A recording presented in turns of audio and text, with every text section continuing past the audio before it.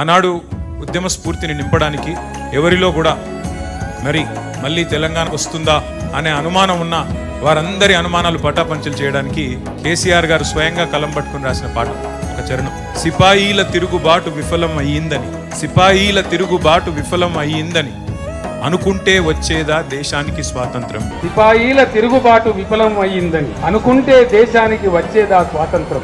రాజీ లేని పోరాటమే విజయం సాధిస్తుంది, ముమ్మాటికి తెలంగాణ రాష్ట్రం వచ్చి తీరుతుంది. రాజీ లేని పోరాటమే విజయం సాధిస్తుంది, ముమ్మాటికి తెలంగాణ రాష్ట్రం వచ్చి తీరుతుంది.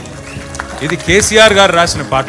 ఇదెవరో వేరో కవో కళాకారుడో రచయితనో రాసిన పాట కాదు, స్వయంగా కేసీఆర్ గారు తాను కలం బట్టి. ఇది ఒక్కటి కాదు, కేసీఆర్ గారు ఇందాక దేశపతి గారు చెప్పినట్టు ఎన్నో వందల సందర్భాల్లో కవులతో కళాకారులతో వందల గంటలు గడిపి వారితో, ఎందుకంటే ఒక పాట 1000 మాటలతో సమానం కాబట్టి వారి నుండి ప్రేరణ పొంది ప్రజల్లో ఉత్సాహాన్ని నింపడానికి తాను చేసిన ఎన్నో పాత్రల్లో అదొక పాత్ర.